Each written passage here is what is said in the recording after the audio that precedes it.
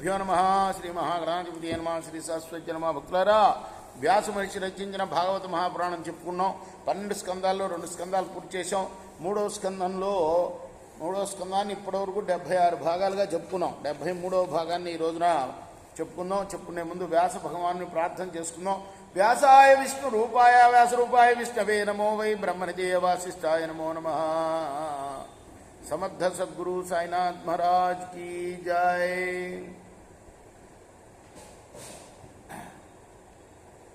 అలా దృష్టి నిలిపినవాడై అప్పుడే వికసిస్తున్న అరవిందాల వంటి అందమైన కందోయి గలవాడు, వక్షస్థలాన సొగసైన శ్రీవత్సం అనే పుట్టుమచ్చ గలవాడు, ఆషాఢ మేఘల్లాగా నల్ల కలువులా శ్యామల వర్ణం కలవాడు, తుమ్మెదలకు విందు చేసే వైజయంతి మాలికలతో విరాజిల్లేవాడు, కౌస్తుభమణితో శోభించే ముత్యాలహారం కంఠంలో నిలిపినవాడు, యోగిజనుల హృదయ కమలాలకు దగ్గరైనవాడు, ఎప్పుడూ ప్రసన్నమైన చిరునవ్వు చిందులాడే ముఖపద్మం కలవాడు, కోటి సూర్యుల తేజస్సుతో దేదీప్యమానంగా ప్రకాశించేవాడు, విలువైన రమణీయ రత్నకుండలాలు, కిరీటం, హారాలు, కంకణాలు, కటకాలు, భుజకీర్తులు, అంగుళీకాలు, అందెలు మొదలైన అలంకారాలతో విలసిల్లేవాడు, కటి ప్రదేశంలో గల్లు గల్లుమనే గజ్జల మొలనూలు అలంకరించుకున్నవాడు, భక్తుల్ని లాలించి పాలించేవాడు అయిన ఆ శ్రీమన్నారాయణుణ్ణి ధ్యానం చేయాలి.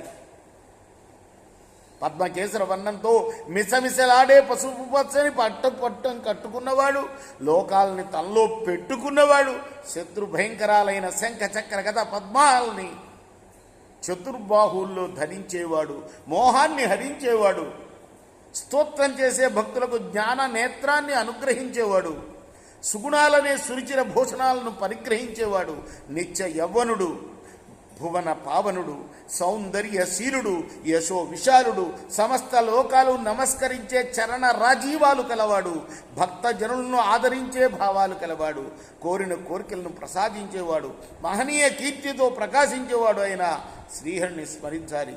ఇంకా ఆ భగవంతుని సాటి లేని మేటి సుగుణాలతో నిండి ఉన్నవాడిగా, పాపాలను చెందాడేవాడిగా, స్థిరమైన వాడిగా, నడచి వస్తున్నవాడిగా, వచ్చి కూర్చుండిన వాడిగా, సుఖంగా పరుండిన వాడిగా, హృదయంతరాల్లో నివసించిన వాడిగా, సర్వేశ్వరుడిగా, శాశ్వతమైన వాడిగా, సంస్కృతింపదగిన సచ్చరిత్ర కలవాడిగా సంభావించాలి. ఈ విధంగా పరిశుద్ధము అయిన మనస్సుతో, విజ్ఞాన తత్వ ప్రబోధకమైన సంకల్పంతో ఆ దివ్యమూర్తి రూప వైభవాన్ని ధ్యానించి అన్ని అవయవాలను విడమర్చి చూచేటట్లుగా చిత్తాన్ని తదాయుత్తం చేసి ఆ పరాత్పరుని ఒక్కొక్క శరీర భాగాన్ని పరిశుద్ధమైన అంతరంగంలో అనుసంధానం చేసుకోవాలి. అది ఎటువంటిదంటే హలం, వజ్రం, అంకుశం, కమలం, ధ్వజం, ఛత్రం మొదలైన మంగళకరమైన రేఖలు కలవి చిన్నారి జాబిల్లి వెన్నెల వెలుగు వంటి గోళ్ల కాంతులతో భక్తుల మనస్సుల్లోని అజ్ఞానాంధకారాన్ని దూరం చేసేవి, మనోజ్ఞమైన కాలిబొటన వేలు నుండి పుట్టిన గంగా తీర్థంచే శివుని జటాజుటాన్ని అలంకరింపచేసేవి, భక్తితో ఆసక్తితో ధ్యానించే భక్తుల పాపాలనే పర్వతాల్ని వజ్రాయుధంలా పటాపంచలు చేసేవి, దాసుల కోరికలు తీర్చేవి, యోగుల హృదయాలనే పద్మాల్లో విహరించే తుమ్మెదల వంటివి అయిన హరిచరణ సరోజాలను నిరంతరం హృదంతరంలో స్మరిస్తూ ఉండాలి. ఏమిటి చరణాలంటే పాదాలు. బ్రహ్మదేవుడికి తల్లి అయి దేవతలందరికీ ఆరాధ్యురాలై కమల దళాల వంటి కన్నులు గల లక్ష్మీదేవి తన హృదయేశ్వరుడైన శ్రీహరి మోకాళ్లను ఎంతో భక్తితో ఒళ్ళో చేర్చుకొని ఒత్తుతూ ఉన్న మనోహర దృశ్యాన్ని మనస్సులో మననం చేసుకోవాలి. సొగసైన గరుత్మంతుని భుజాల మీద చారు సంపదలతో పెంపొందుతూ విరిసిన పువ్వు వన్నెలతో కన్నుల విందు చేసే గోవిందుడి యొక్క అందమైన ఊరు యుగ్మాన్ని అచంచలమైన భక్తితో భావిస్తూ మునులైన వారు తమ మనఃకమలాల్లో నింపుకోవాలి. ఏం చేస్తున్నాడు ఇక్కడ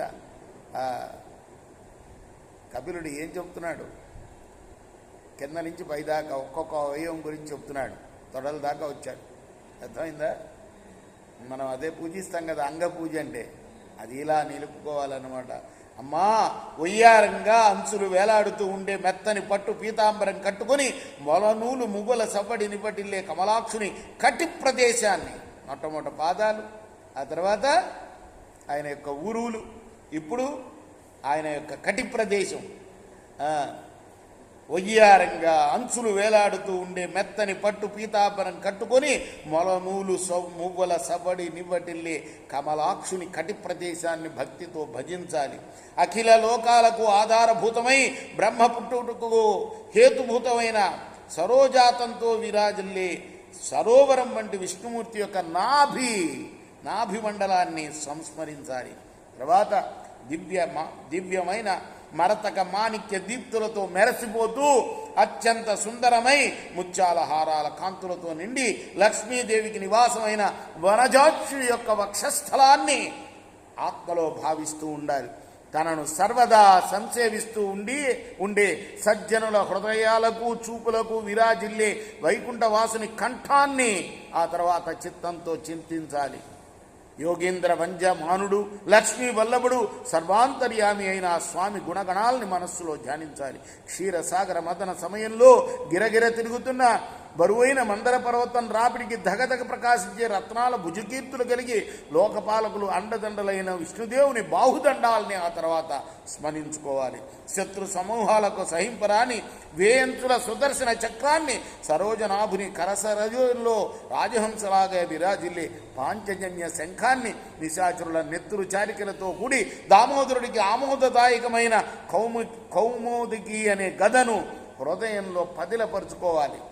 గప్పుమంటున్న కొంగొత్త నెత్తావులు, గుబుల్కొన్న కమ్ము తెమ్మరల పిలుపులు అందుకుని సంగీతాలు పాడే కోడె తుమ్మెదలతో కూడిన వైజయంతి వనమాలికను, అఖిల లోకాలకు ఆత్మస్వరూపమైన కౌస్తుభమణిని వైకుంఠనాథుని కంఠసేములో ఉన్నట్లుగా వేర్వేరుగా ధ్యానించుకోవాలి. భక్త రక్షణ పరాయణుడైన నారాయణుని దివ్య మంగళ స్వరూపానికి అనురూపమై మకర కుండలాల మణికాంతులు జాలువారే చక్కని చెక్కుటద్దాలతో ఎల్లవేళలా జయశ్రీకి మందిరాలైన అందాల కందమ్ములతో వంపులు తిరిగిన సొంపైన కనుబొమ్మలతో ఎలదేటి కదువుల వంటి నల్లని ముంగురులతో ముద్దులు మూట కట్టే ముకుందుడి యొక్క ముఖ కమలాన్ని ఆ తర్వాత ధ్యానం చేయాలి. ఆప్తులై శరణాగతులైన భక్తులకు అభయమిచ్చే చక్రపాణి పాణిపద్మాలని హృదయ పద్మంలో భావన చేయాలి.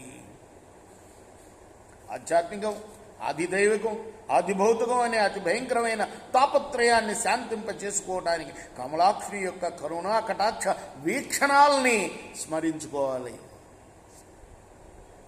ఓ జనని అమ్మా చెప్తున్నాడు ఎవరు? కపిల మహాముని అమ్మకి. భక్తి యోగాన్ని అవలంబించేవారు కమనీయ కాంతులు ప్రసరించే స్వామి ముసిముసి నవ్వుల్లోని ప్రసన్నతను మలినం లేని మనస్సులో మాటి మాటికి మననం చేసుకోవాలమ్మా. శిరస్సులు వంచి నమస్కారం చేసే దాసుల శోక బాష్ప వారాసుల్ని, ఎండించి కోరికలు వండించే గోవిందుని సుందర దరహాసాన్ని ఎడతెక్కకుండా ధ్యానించాలమ్మా. మహామునులకే కాకుండా మన్మధుడికి కూడా మరులు రేకెత్తించే మాధవుని యొక్క మాయా విభ్రమ విపరీతమైన భ్రూమండలాన్ని, అంటే భృగుటి ప్రదేశాన్ని, మునీంద్రుల మనస్సులకు ఆనందాన్ని అందించే మందహాసాన్ని, కొంగొత్త చిగురు తొగరు పెదవుల్ని, ఆ పెదవుల కాంతికి జాజువారి మొల్ల మొగ్గల చెలువాన్ని పరిహసించే పలువరసను తలపోయాలి. ఈ విధంగా అన్ని అవయవాలను వేరువేరుగా మనస్సులో నిలిపి ధ్యానం చేసుకోవాలి అని దేవహూతికి తేటతెల్లంగా కపిలుడు చెప్పాడు. రేపు మనం 70వ భాగం చెప్పుకున్నాం, 73 చెప్పుకున్నాం, 74వ భాగం చెప్పుకుందాం. కృష్ణార్పణమస్తు. సాయి కృష్ణార్పణమస్తు. స్వస్తి ప్రజాభ్య పరిపాలయంతాం న్యాయ మార్గమహిమీష. గో బ్రాహ్మణేభ్య శుభమస్తు నిత్యం. లోకా సమస్తా సుఖినో భవంతు. కృష్ణార్పణమస్తు. సాయి కృష్ణార్పణమస్తు. सच्चिदानंद सद्गुरु साईनाथ महाराज की जय. चेकोरा हारती गो सद्गुरुनाथ देवा साईनाथ. पांच भौतिक तत्वमुलने हारतलिस्तुमुरा.